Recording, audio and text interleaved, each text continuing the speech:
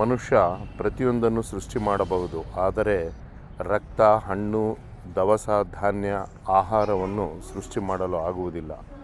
ನಾವು ಈಗಿನ ಮಕ್ಕಳಿಗೆ ಏನೆಲ್ಲ ಹೇಳಿಕೊಡಬೇಕು ಅನ್ನುವುದನ್ನು ಬಿಟ್ಟು ಕೇವಲ ಪರದೆಗಳ ಮೇಲೆ ಚಿತ್ರಗಳನ್ನು ತೋರಿಸಿ ಅದೇ ನಿಜ ಜೀವನದಲ್ಲಿ ಉಪಯೋಗಿಸ್ತಕ್ಕಂಥ ವಸ್ತುಗಳು ಎನ್ನುವ ರೀತಿಯಲ್ಲಿ ಹೇಳಿಕೊಡುತ್ತೇವೆ. ಆದರೆ ಅದಲ್ಲ. ಯಾವತ್ತಿಗೂ ಮಕ್ಕಳಿಗೆ ನಾವು ಏನು ಹೇಳಿಕೊಡುತ್ತಾ ಇದ್ದೇವೆ, ಯಾವುದೆಲ್ಲ ಹೇಳಿಕೊಡುತ್ತೇವೆ ಎನ್ನುವುದು ಮುಖ್ಯ.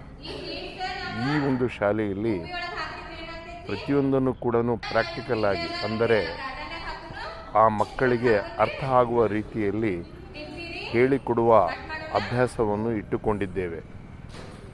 ಈಗ ಕರ್ಬೂಜೆ ಹಣ್ಣನ್ನು ಯಾವ ರೀತಿಯಾಗಿ ಕೊಯ್ಯಬೇಕು ಹಾಗೂ ಮಕ್ಕಳು ಯಾವ ರೀತಿಯಾಗಿ ಹಂಚಿ ತಿಂದು ಬೆಳೆಯಬೇಕು ಎನ್ನುವುದನ್ನು ಕೂಡ